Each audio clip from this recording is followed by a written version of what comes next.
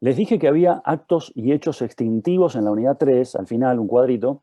Es importante tenerlo en cuenta porque obviamente un acto jurídico se extingue, así como nace, se extingue. Normalmente los actos jurídicos se extinguen porque se cumplen. Normalmente los contratos se extinguen porque la gente es buena, honrada y cumple. Excepcionalmente no cumple. Por ejemplo, yo ahora estuve a punto de no cumplir un contrato. Ayer hablé con el tipo de la otra parte y le digo, mirá, te vendí un vehículo. El precio estaba en pesos. Vos me lo reservaste el domingo, había una publicación en Mercado Libre, tengo que respetar la publicación y respetar la venta con ese precio.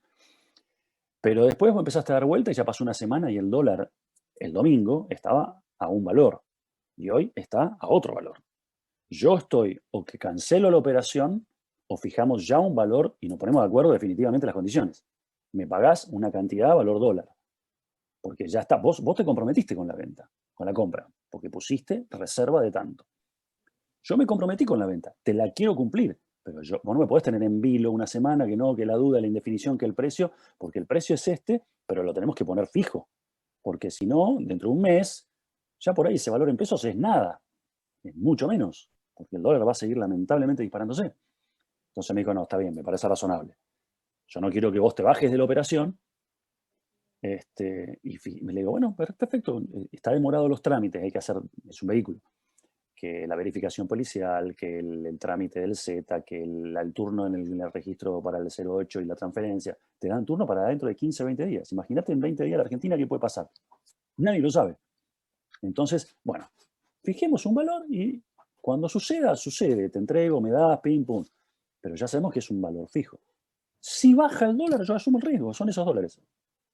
Si sube, vos ya está, vos ya fijaste, congelaste meses y tenés razón. Hago de cuenta que yo te entregué X dólares mañana y el día que lo hagamos no importa. O sea, damos como válida la palabra, el contrato verbal, porque todo por teléfono. El tipo está en no sé dónde, en Palermo, y yo estoy acá. El tipo de un taller que me compra una camioneta vieja.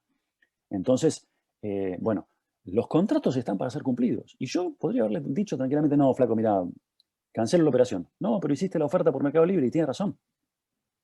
Hice Claro. la oferta por Mercado Libre y me la tenés que respetar. Y puedo tener una penalidad en Mercado Libre que no quiero tener, pero además no me gusta incumplir la palabra. Porque yo, el mala mía, que yo el fin de semana pasado me dormí y no suspendí la publicación, sabiendo que había todo un movimiento, que se había disparado el dólar y qué sé yo. Entonces, no digo que lo mío sea ejemplar, yo estoy tratando de cuidar el pesito para que no se me deteriore y sostener el valor del vehículo, que es un valor en dólares. ¿Sí? Como lo puse en precios en la publicación y me mandó la oferta, me clavó, ¿no? Entonces, yo te quiero cumplir, pero bueno, vos también cumplí. Do ut des, dicen los romanos, hace 2000 y pico de años. ¿Qué quiere decir do ut des? Te doy para que me des. En un contrato tiene que haber dos balanzas más o menos equilibradas. Yo perdí, ¿está bien? El tipo ganó, porque el tipo tiene dólares. Así que todos los días la camioneta le sale más barata. ¿Sí? Entonces, pará, fíjame unos dólares y ya me vas a dar esa cantidad. O el equivalente en pesos, no importa, ¿se entiende? Pero cumplamos con un equilibrio en las prestaciones. Esto se da en los contratos. Esto se da en los contratos, donde hay obligaciones de un lado y obligaciones del otro. Por ejemplo, en este contrato, ejemplo que acabo de dar, mío, de compra-venta, que hay una obligación de entregar el vehículo con la documentación legal en orden para transferir. Y del otro lado hay una obligación de recibir el vehículo, que en realidad es el derecho, y de pagar el precio. Entonces, che, pongámonos de acuerdo con el tema del precio. Si no, esto no vale nada. Yo te la regalo, llévatela la camioneta. No me des nada, ya está. ¿Se entiende? No es la idea. No es la idea. Es el vehículo que tuve durante 13 años. Entonces, hay que sostener el valor, porque yo en algún momento voy a tener que comprar algo para no andar la pata. Entonces, bien, do ut des. Ahora en la unidad 4, ¿qué vamos a entrar a ver? El punto en donde se genera una intersección entre el derecho y la economía. Hacemos foco con una especie de microscopio jurídico en lo más pequeño que podemos analizar del derecho, que es la obligación. ¿Y qué será una obligación? Esto que acabo de decir, yo estoy obligado a entregarle un vehículo y con la documentación pertinente al día que corresponde. Y el otro está obligado, otra obligación, que es correlativa, ¿sí? Que es de contrapeso, porque está dentro de un contrato, pero como obligación ya de un lado solo, yo estoy obligado. Del otro lado, el comprador está de su lado solo obligado a pagarme. Entonces, acá ya estamos analizando dos obligaciones distintas, ¿sí? La mía de entregar, la del comprador de pagar. ¿Tá? ¿Qué es la obligación? Es una relación jurídica entre dos personas o dos partes, porque puede haber dos partes y cada parte estar conformada por muchas personas. ¿Se entiende? Muchas personas. No sé, 5 dueños de un campo que Pareció. venden el campo. ¿Qué? Melanie se arrepintió. Lo Bueno, que perdón, lo silencié yo. ¿Quién era?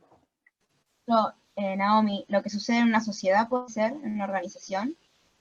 Puede ser, ese es un ejemplo de una parte que está conformada por muchas personas, o puede ser que son muchos dueños de una propiedad. Un campo, 5 dueños. La parte es una, vendedora, pero los sujetos que conforman esa parte son muchos. ¿Se entiende? Bien. Entonces, acá tenemos por lo menos dos partes. Una se va a llamar acreedor, que es el beneficiario de la obligación. Y la otra es el deudor, que es el que tiene que cumplir esa obligación y se llama parte en la que recae la obligación. ¿Sí? El deudor le debe al acreedor una prestación. ¿Qué puede? Profe, ¿Qué? disculpe. Por ejemplo, si uno saca un microcrédito para hacer un emprendimiento, en este caso, el que va a solicitarlo sería el deudor y el que le da el beneficio sería el acreedor, entonces. A ver, ahí hay varias obligaciones cruzadas. Hasta que a vos no te dan nada, no sos deudora. El día que te entregaron el dinero, pasás a ser deudor de la devolución de ese dinero. Sí, sí.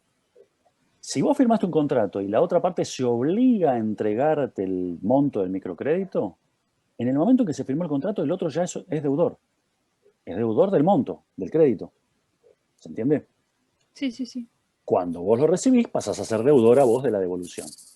Ahí estamos hablando de la misma plata, el mismo objeto, dos momentos distintos. En un momento es deudor el otro y en el momento siguiente sos deudora vos. ¿Se entiende? Sí. Bueno. Consulta, ya que Sí. estamos acá. Buen día. Deudor no es lo mismo que moroso, ¿no? No. El deudor puede estar dentro del término del pago, ¿sí? Claro. O puede ser deudor moroso. Deudor moroso es el que incumplió la fecha de pagar, la fecha de cumplir. Se puede pagar, ojo, para obligaciones pagar puede ser entregar dinero o puede ser un albañil que tiene que hacer una pared. Y el pago del albañil es hacer la pared. ¿Se entiende? Profe, le hago una consulta. Sí. Con esto de la pandemia y todo, si uno sacó un crédito, póngale un día antes del 20 de marzo, que fue el día que se decretó esto, y después no se podía salir por determinado tiempo, ¿los intereses de ese crédito se siguen sumando o no? ¿O queda todo en pausa? ¿Cómo es? Bueno, acá habría que analizar si se aplica o no una excepcionalidad jurídica que se llama teoría de la imprevisión. ¿Sí? Hubo en algunas medidas de gobierno y algunas medidas de bancos y de tarjetas de crédito de prorrogar vencimientos, congelar intereses, etc. ¿Sí? Pero si el contrato dice que vos te obligás a devolver y el interés, bla, bla, corre igual. En principio corre igual. Vos tendrías que alegar la teoría de la imprevisión. ¿En qué consiste? Está al final de la unidad 4. Un cuadrito te la explica. Tendrías que decir, mire, yo pacté estas condiciones en términos normales de poder salir a trabajar y poder generar el dinero para poder devolverle el capital más los intereses. Esa situación es imposible, pero no por culpa mía, porque el Estado no me deja salir. Y yo trabajo en la calle. No genero ingresos. Si no genero ingresos, no me puedo pagar. Vos lo tenés que plantear como teoría de la imprevisión para que se revise el contrato y se haga de nuevo. O se vuelva para atrás en algún aspecto y se renegocie el contrato con otras condiciones. ¿Sí? ¿Por qué? Porque las condiciones que pacté no las puedo cumplir, pero no porque no quiero, sino porque no puedo, porque encima un tercero, que es el señor Estado, me impide. ¿Se entiende? Claro, No. porque los intereses se siguen sumando y se siguió aumentando. En mi Bueno, caso, lo dejé en pendiente porque fue imposible. Si no se podía salir, ¿cómo haces? Más claro. que tenía que ir a pagar a otro lugar, a ir a lejos, no era Bueno, eso, cerca. en mora no estás, porque no podías salir. ¿Ya está? O sea, la mora, despejada la incógnita, porque no entrarías en mora. Si yo no puedo cumplir, no está justificada la mora, por lo cual no hay mora. Porque la mora es el Sí, incumplimiento injustificado. Después lo vamos a ver eso. profe. Pero en Pero definitiva, entonces, amoroso podría ser, por ejemplo, quien no atienda un teléfono o que no les responda o cosas así. No, moroso, sí. no. Tiene que haber una obligación incumplida jurídicamente. Mm. Si está prevista esa, atender el teléfono es una obligación jurídicamente asumida, hay que revisar. ¿Sí?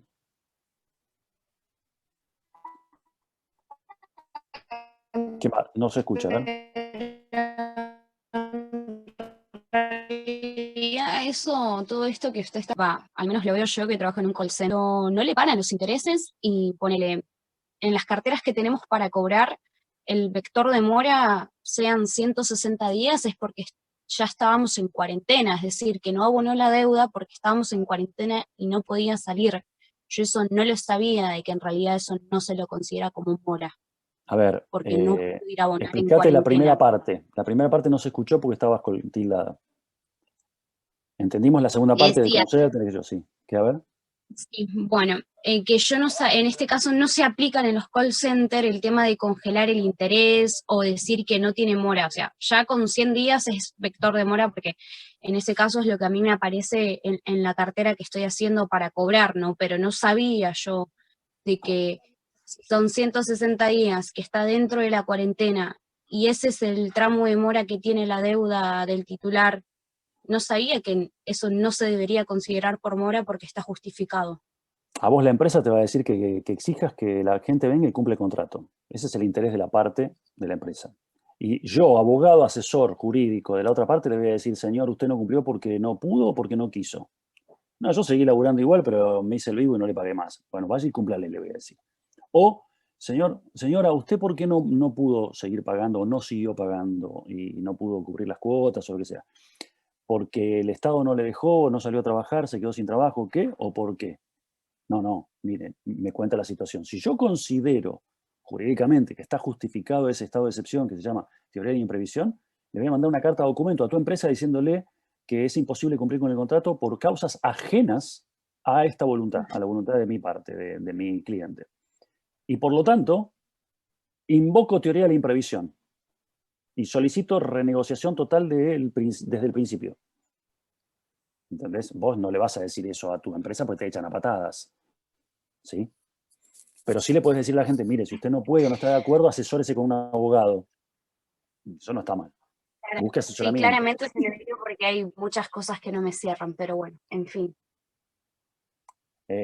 Claro, vos no le podés asesorar a la otra parte. Estás cumpliendo un deber, estás incumpliendo el deber de fidelidad que tenés con tu empleador. Fidelidad entre comillas, pero de lealtad, no de fidelidad. ¿Sí? Profe, le hago una Pero bueno. consulta. Si tiene algún problema que yo después le hable al privado por WhatsApp por el tema de la modalidad con Office, si puede ser, pues ya que usted tiene conocimiento, porque la verdad Sí, yo no tengo después conocimiento. escribime después, no hay Bueno, problema. dale, gracias. Gracias. Pintor Robocop. Super. Por favor, me hacen caer con las cosas que ponen. Dios mío. Bueno, seguimos.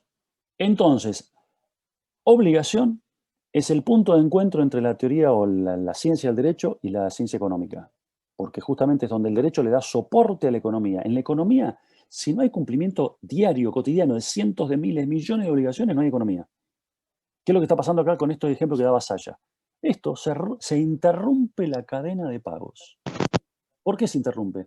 Por causas que pone el Estado. Está bien, al principio estábamos todos con un miedo así, estaban justificadas, qué sé yo. Después ya no estuvieron justificadas. Y hoy a 100, 200, 300 días de cuarentena, no sé cuánto vamos, menos que menos. Menos que menos. El Estado está destruyendo, desintegrando el aparato económico argentino. Está desintegrando la economía de la empresa en general y está desintegrando la economía familiar. Porque cuánta gente se ha visto impedida de salir a hacer sus tareas, sus actividades normales, que son a veces de changas. Y que por lo tanto, sin eso, el día a día le impide comer. Porque no puede generar el ingreso mínimo para meter en el bolsillito los 50, 100, 200, 300 pesitos para comprar el guiso del día. ¿Se entiende? O sea, el Estado hoy está provocando la peor crisis y catástrofe de la historia argentina, completa. Peor que en el 2001. Todavía los efectos no se han visto. Todavía no han llegado. Pero están llegando ya los indicadores económicos de la peor crisis y catástrofe provocada de la historia. Porque el Estado está asumiendo que no importa, no pasa nada, el dólar no importa. El dólar a 180, 190, dale para adelante, 200, me importa un pito, total el dólar no existe. Claro, si no hay más. Ahora el tema es que el Estado argentino tiene obligaciones contraídas en dólares, tiene que devolver dólares físicos, tiene que conseguir dólares físicos y devolver pagos en dólares físicos. Si no los tiene que ir a comprar. Y si tiene un dólar de 190, lo va a tener que pagar 190 o 200. Entonces, ¿cuántos pesos hay que tener para comprar esos dólares que hay que devolver? Que además ya en el Banco Central no tienen las reservas físicas. ¿Qué son las reservas físicas? Son la cantidad de billetes verdaderos, reales, que huelen a billete. Dólar que están dentro del Banco Central. Está cerca de 1.000 millones. Cuando al principio del gobierno había, creo que 20 y pico de mil, 30.000, 40.000, no me acuerdo cuántos había. Pero había decenas de miles de millones de dólares. Se los comieron, pagando vencimientos, vendiendo dólar baratito para que la gente compre, qué sé yo, etcétera, etcétera. Primero lo mantenían muy baratito. Macri gato porque el dólar se le fue a 45, pero a vos se te fue a 190 y no pasa nada. No haces nada, no te importa. Claro, seguís dándole la manijita e imprimís pesos. Esos pesos cada vez valen menos. Por eso hoy vas a comprar verdura, vas con 1.000 pesos y traes 2 bolsitas de verdura. Eso es la inflación. Es un crimen contra la población la inflación. ¿Sí? Profe, la Es un papa está barata, crimen. así que 3 bolsas te traes. ¿3 bolsas qué? La papa está barata, así que 3 Sí. bolsas te traes. Sí. Pero a ver, escúchenme, yo he llegado a comprar hace un tiempo atrás bolsas de papa a 90 pesos. Hoy la bolsa de papa está a 800 pesos. ¿Se entiende? Ojo, ¿eh? Ojo porque la hiperinflación, y estamos en el portal previo a eso, si se dispara, es mortal. Yo me acuerdo en los 80, 89, fue el año de la hiperinflación, salías a la mañana, pasabas por la puerta de un negocio, tenía el cartelito, no sé, leche, 2 pesos. Al mediodía pasabas de vuelta para el otro lado caminando, decía leche, 4 pesos. 100%. Y al final del día pasabas de vuelta y decía leche 5,25. ¿Cuánto por ciento de aumento tiene en un día la leche? O sea, una locura. Te doy un ejemplo. Hubo un mes, que fue julio del 89, memorícenlo, tuvo 190 y pico por ciento de inflación en un mes. Un mes. ¿Está? En julio del 89 nos clavaron el congelamiento de los sueldos. Yo laburaba en relación de dependencia y cobraba sueldos, me lo actualizaban por inflación. En julio me dijeron, no se actualiza más por inflación, se actualiza la inflación desde julio a la mitad. O sea que ya en agosto yo cobré la mitad del sueldo. Porque hubo inflación 200 y me reconocieron 100. ¿Se entiende? Y después, durante todos los 90, ese sueldo mío congelado al 50 quedó convertido a pesos, $1, $1 peso, 1 a 1. ¿Está? Y después vino la crisis de la Rúa del 2001. Se rompió la convertibilidad, empezó a haber ajuste, pero ya a partir de un sueldo mitad, que fue siempre mi sueldo histórico, ¿eh? No en la UNLU, en otros trabajos estoy hablando. En la UNLU ganaba 2 pesos con 50. ¿Sí? No pagaban nada. Etcétera. O Se sea, paga ganancias. sí, Ahora sí pago ganancias, pero antes, cuando yo estaba hace 10 años atrás en la UNLU, me alcanzaba para ponerle, no sé, un tanque de nafta al auto por mes. Ese era el sueldo. Después sí se jerarquizó y yo además tomé más cargos y hoy estoy equiparado con un sueldo que zafás, pongámosle, y ya paga ganancias. Una locura, ¿no es cierto? Bien, mucha gente se está fundiendo porque el Estado está poniendo reglas de restricción tan grandes que no está haciendo una ayuda económica. Que te ayude a pagar el sueldito a los empleados no es una ayuda de rescate. Hay países como Alemania que han derivado decenas de miles de millones de euros para hacer un soporte de reactivación productiva a la empresa alemana con 60 días de restricción. No, nunca fue como nosotros la cuarentena. Pero cuando tuvieron cierres de la economía que afectaron a las empresas, asignaron decenas de miles de millones de euros para un verdadero soporte y reactivación y se hicieron cargo. Yo te provoqué esto, ahora te lo voy a financiar por lo menos. Si no te lo soluciono, te lo voy a financiar. Salvataje del Estado a la actividad privada porque el Estado le impidió producir y vender y andar en la calle. El Estado argentino está mirando para el costado. El Estado argentino quiere destruir la economía porque quiere que dependamos todos del Estado, de la dádiva, del plan, del subsidio, del imprimo billete y te los doy y fíjate que compras con eso. Está pensado así. Bien, obligaciones es lo más chiquitito que podemos ver en todo esto. En todo esto, en el juego de un contrato privado, de un contrato público, un contrato administrativo, una obligación laboral, yo cumplir con mi empleador. O sea, todo este concepto de unidad 4, que en derecho lo vemos en una materia entera con un programa que es un librito el programa. 30 unidades tiene el programa de la materia obligaciones. Para ustedes es solo una unidad, ¿sí? Pero esto sirve de base para cualquier tipo de relación contractual o vínculo jurídico de cualquier rama del derecho. Laboral, civil, comercial, minería, administrativa, el Estado, lo que sea. Obligaciones es para todo. En el caso nuestro la analizamos desde un punto de vista económico y tiene siempre contenido económico. ¿Cómo se llama? La obligación. Se me fue el power. Bien. Ahora yo estoy acá macheteándome del otro lado con un power que se acaba de cerrar. No importa. Bueno, como les decía entonces, acuérdense las partes, acreedor-deudor. Acuérdense que uno se obliga con el otro, ¿sí? El deudor con el acreedor. ¿A qué? A darle una prestación. ¿Qué quiere decir prestación jurídicamente? ¿Que le va a prestar algo? No, no es en términos de prestar o no prestar. Es una prestación jurídica. Esa prestación puede consistir en 3 grandes formas o cualidades. Puede ser una obligación de dar, una obligación de hacer o una obligación de no hacer.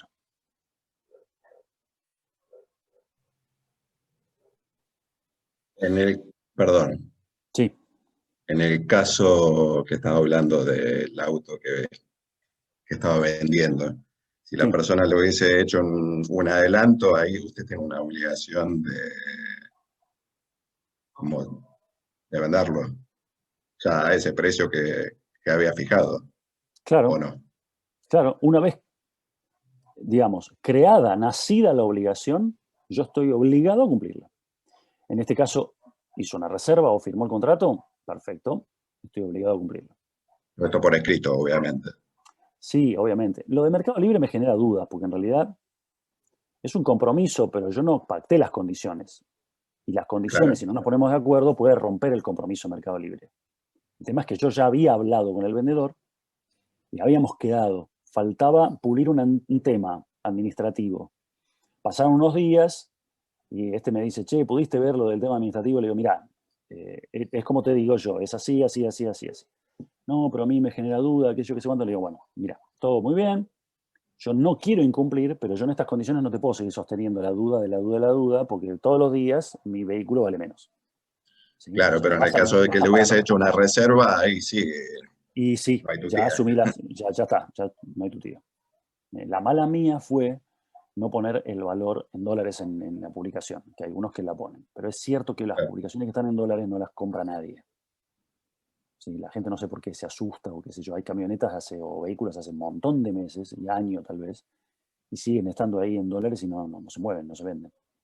Entonces, vos le pones una oferta en pesos y dice, más atractiva. Es una técnica Asusta de venta. el número, profe. Yo vi terrenos en dólares y ahora no sé cuánto estarán. Claro, olvídate.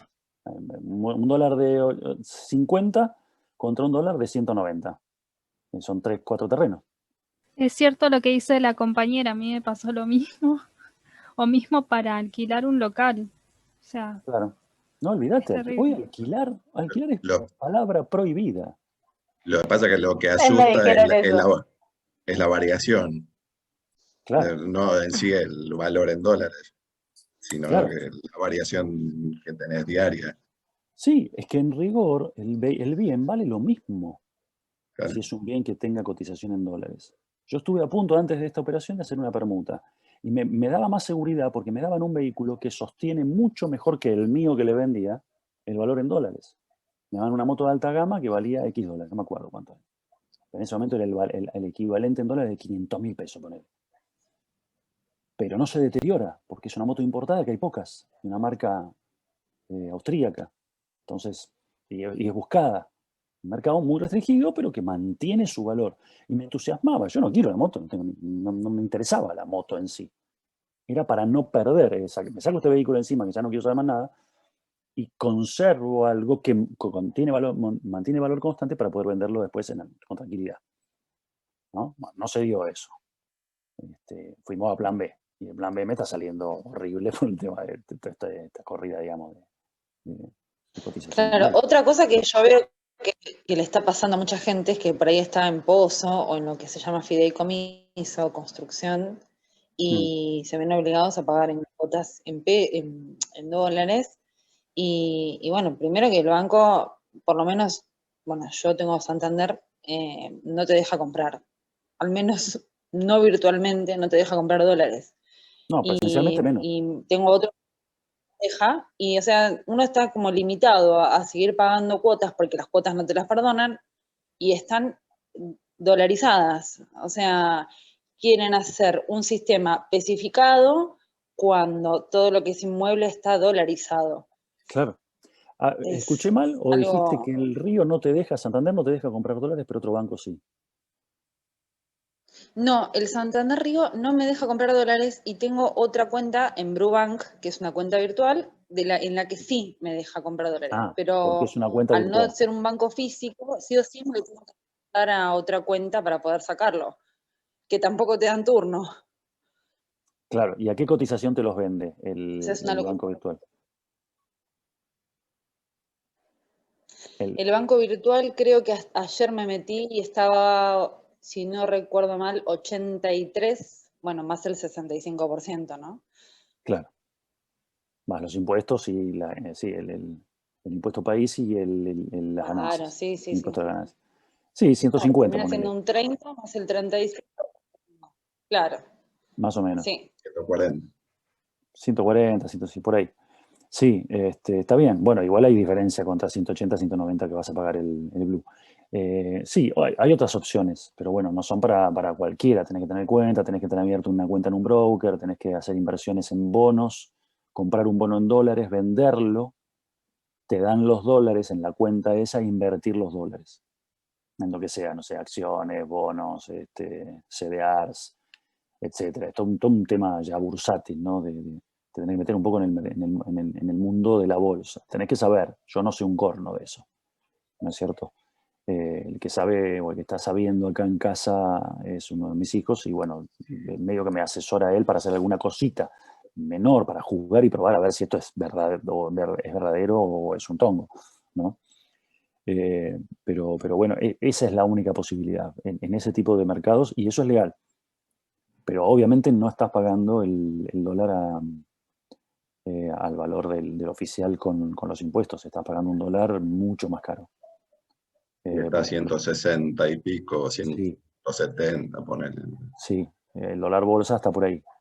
El dólar bolsa está por ahí. No tanto como el contado con liqui, pero está por ahí. ¿Vos laburás en algo de esto parecido o relacionado, Sergio? Sí, banco, Banco. justamente. Claro, la tenés clara. Bien. Bueno, dijimos que la prestación, que es el contenido de la obligación, puede ser de dar, de hacer o de no hacer. Dar puede ser dinero o cualquier objeto o cualquier cantidad de cosas. Porque puede ser un objeto, dar, vendí celular, obligación de dar, celular. ¿Está?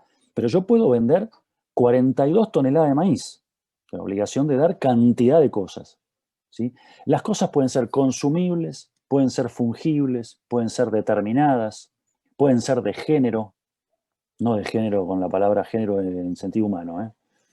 Está de moda ahora la palabra, no. Género, por ejemplo, puede ser, te vendo 50 vacas lecheras, entre 2 y 4 años de edad. Vos no me decís, ¿Qué quiero sería esta. fungible? Ahora explico, ahora te digo. Ok. Digamos, objetos o cosas por género sería 40 vacas lecheras. No importa tamaño, calibre. Bueno, y de raza tal, por ahí podría ser. 40 holando-argentinas lecheras. Entre 2 y 4 o 5 años de edad, por ejemplo. Entonces, no es dame tal vaca y tal vaca. No, te doy 40 lecheras. De esas condiciones cumplí. Consumibles son cosas que obviamente se consumen. ¿Sí? Que pueden ser, por ejemplo, comestibles, todos son consumibles, o pueden ser materiales de construcción, porque se consumen. La arena deja de ser arena y pasa a ser pared. ¿Sí? No se transforma en arena de nuevo. Ladrillo, cal, cemento, piedra, hierro, etcétera, cantos rodados, bla, bla, reboques, pintura, etcétera. Fungibles son aquellas cosas que se pueden reemplazar por otras de la misma cantidad y calidad. En general, las consumibles son fungibles. ¿Tá? Por ejemplo, me das, préstame 4 bolsas de harina para la panadería que no me entregaron. Llamo a un panadero amigo, fabrica pan. Uy, tengo como 20 acá. Dale, te mando. Me manda 4 bolsas de harina. ¿Yo qué harina le voy a devolver? ¿Esa? No, esa me la voy a consumir, pero la puedo reemplazar por otras 4 bolsas de harina, 000, 40, lo que sea, y le voy a devolver la misma cantidad y calidad. Eso es fungible. ¿Tá? El dinero es fungible, aunque no es consumible. ¿Se entiende? Yo no te voy a devolver el mismo billete que vos me prestaste. Te voy a dar un billete del mismo valor, de la misma numeración. Me diste uno de 100, te voy a dar uno de 100. ¿Cuál? ¿Qué sé yo? El que tenga en el bolsillo en ese momento. Eso es fungible. ¿Sí? Bien. Acuérdense siempre las partes de una obligación. La obligación es una línea, una flecha en una sola dirección. ¿Está? Deudor le debe una prestación al acreedor. ¿Sí? Sujeto pasivo, en quien recae la obligación, el deudor. Sujeto activo, el acreedor. ¿Por qué activo? Porque puede exigir el cumplimiento. Tiene acción para exigir el cumplimiento. Che, vos te obligaste a esto y no me cumpliste. ¿Está? Independientemente de que haya pluralidad de personas físicas o jurídicas dentro de cada parte. Parte deudora, parte compradora. Acuérdense de eso que dijimos también. ¿Sí? Bien, obligaciones de dar, dijimos entonces, suma de dinero, cosas, objetos, cantidades de cosas, etc. Hacer. Obligaciones de hacer. ¿Cuáles serían? Ejemplos de obligaciones de hacer. Vamos. ¿Un contrato de trabajo? El trabajador tiene que hacer, prestar su fuerza de trabajo. Es una prestación. Consiste en prestar su fuerza de trabajo. ¿Qué más? Servicio. ¿Qué servicio? Aguirre. Una prestación de servicio. Sí, ¿cuál? El albañil. ¿Qué más? Vamos, tiren ejemplos, tiren. Usen la cabeza. Eso es aplicar el derecho. Obligaciones de hacer. 2 puntos. Un peluquero, un albañil, un arquitecto, un El panadero. servicio puede ser la luz también, justo que hablamos ahí con una compañera en el chat. Hay que ver ahí. Hay que ver ahí. En general se las llaman empresas prestadoras de servicios públicos. ¿Sí? La luz es un servicio, pero la luz es una cosa. Profe, si soy particular, ¿tengo la obligación de hacer? También, si vos, qué sé yo, ofreces... No, le doy particular a primaria. Es una obligación de hacer. Sí.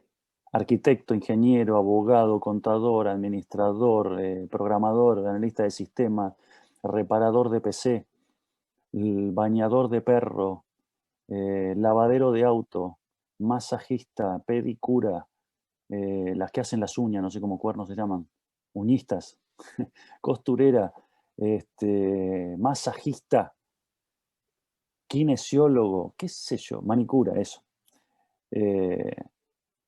Podólogo, todo lo que se les ocurra.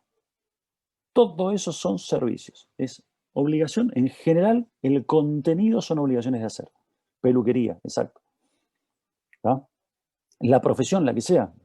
El abogado asume obligaciones de hacer. Profesor, muy bien. Psicólogo, muy bien. ¿Ven que ahí van saliendo? Ahí van saliendo los ejemplos. Y Profe, acá de no ahora, hacer, ¿cuál era? ahí estamos. Obligaciones de no hacer. ¿Cuáles son?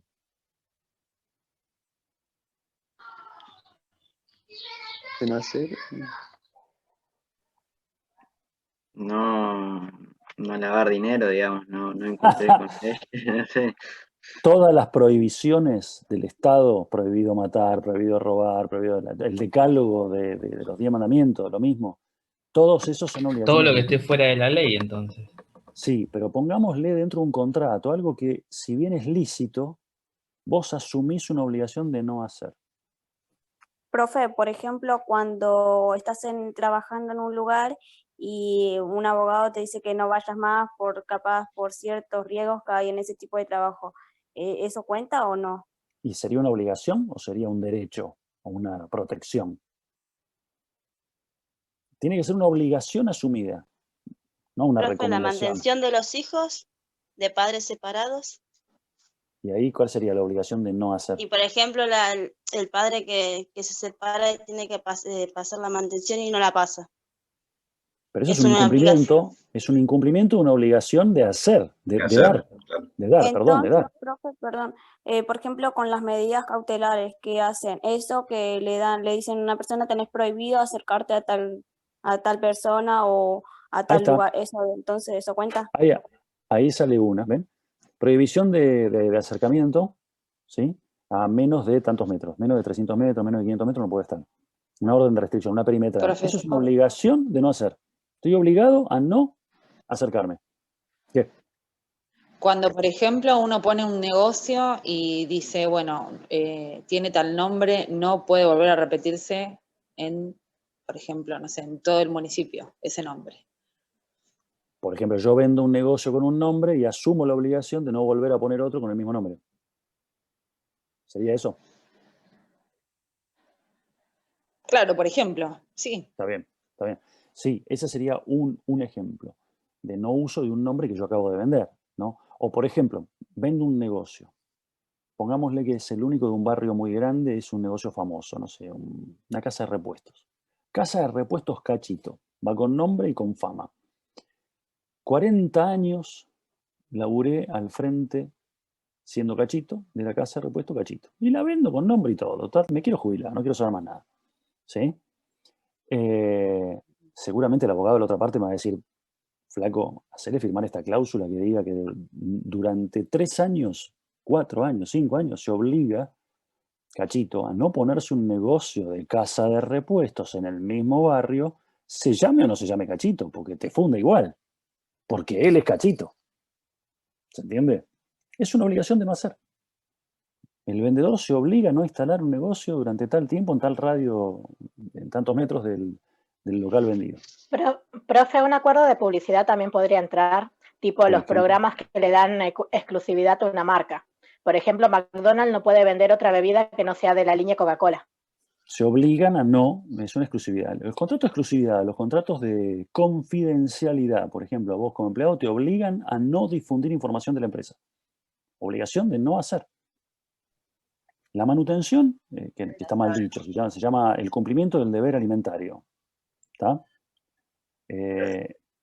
Es una obligación de dar, porque es dar suma de dinero. ¿Está? Pasar los alimentos es obligación de dar, no de hacer. ¿Vos qué le haces? ¿Le haces la papa y se la hace en la boca al nene? No.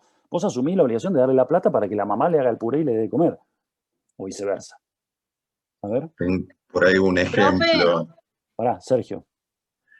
Hay casos en las ventas de jugadoras de fútbol que hay veces que cuando juega en el equipo que le vendió el jugador,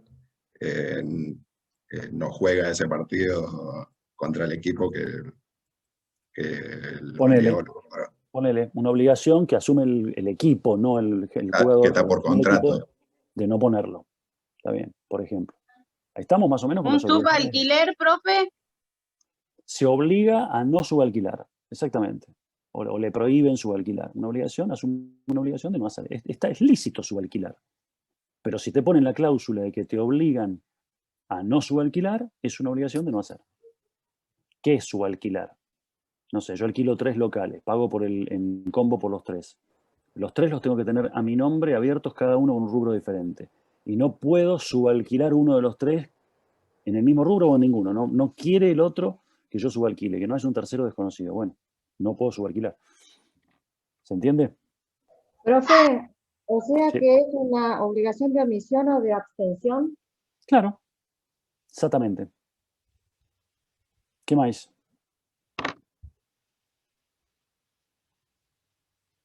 Bozal legal, estoy leyendo acá que dicen. A ver, se me llamó la atención últimamente, los famosos lo están utilizando. En realidad se reservan en la circulación o la emisión de determinada información que puede perjudicar al que los había contratado. Entonces eso hoy es muy común lo de los convenios de confidencialidad. Te contratan en una empresa, si vos vas a manejar información sensible, te hacen firmar un convenio de confidencialidad. No podés difundir ningún dato, ninguna información, ni hablar si trabajás para el Estado en determinados lugares sensibles, con información sensible, y ni hablar si vos trabajás en inteligencia del Estado o inteligencia de alguna fuerza. Estás obligadísimo a no difundir información. Es más, podés ser considerado traidor a la patria si difundís datos del Estado, los haces públicos, los vendés o lo que sea. ¿Sí? Trabaja en McDonald's, mi sentido pésame. Echó unos chicos que se sentaron a comer en una mesa comida de Burger King. O sea, en McDonald's se sentaron a comer Burger King y sí. Flaco. Poco ético. Claro, ahí, a ver, tacto fundamental. Decile, Tobal, a tus compañeros echados que son unos giles. Que no los echaron por hacer eso, los echaron por giles. Por falta de tacto, digamos, mínimo. O capaz que lo hicieron a propósito, peor todavía, ¿no? Entonces, uniforme de McDonald's, horario de trabajo de McDonald's, sentado en McDonald's comiendo burger. Lindo, buenísimo. Es una publicidad espectacular en contra, negativa. No vengan, Es lo que esto es una mismo que, basura. es lo mismo que pasó ahora con el video este. A ver. Lo mismo que pasó con el video. El chico este que puso. Sí. La canción. Tenía una obligación de no hacer, que en realidad la tenemos todos. Ninguno de nosotros está permitido que ponga cosas que no corresponden. Bueno, es una obligación de no hacer. Es tácita, porque no la pactamos, pero bueno, es lógico que tengamos una obligación de no hacer. Bueno, sigamos. A ver. Hay que analizar varias cosas con el tema de la obligación. La obligación en sí, determinar a ver cuál es, qué contenido tiene, qué prestación debe el deudor. Después analizar si es posible que cumpla. Ven esto que decía una de las compañeras hoy, que con todo esto del encierro y yo no pude cumplir con los pagos y me están exigiendo que cumpla igual. Bueno, ven, hay que ver si hay posibilidad. El deudor no puede ser acogotado, una horca, si no puede cumplir. Va a estar en mora si pudiendo cumplir no cumple. Pero no es lógico ponerlo en mora si no cumple porque el Estado mismo le impide cumplir en algunos casos. ¿Está? No sé, suponete, me tenés que pagar $10.000 mañana, no tengo dólares. Anda y buscalos. ¿Dónde? Si el Estado me impide pagar dólares. Anda a comprar el paralelo. ¿Sabe qué? Minga. Si es un contrato legal asumido en cotización oficial, yo no tengo obligación de ir a pagarlo a 190 en el Blue y darte los dólares. ¿Se entiende? Pero andá y compráselo al Estado. El Estado no me los vende. Es de cumplimiento imposible la obligación. ¿Se entiende? Hay que ver qué asumí y a qué cotización. Si asumí a la oficial, no tengo que ir a comprar al Blue. Bien. Pero si vos asumiste, te comprometiste a pagar en dólares, ¿no tenés que pagar igual en dólares? Si vos en un contrato privado te comprometiste a pagar en dólares y no dijiste nada con qué tope de cotización o si esa es la cotización oficial o la que sea, o en más, hay una cláusula que dice que estás obligado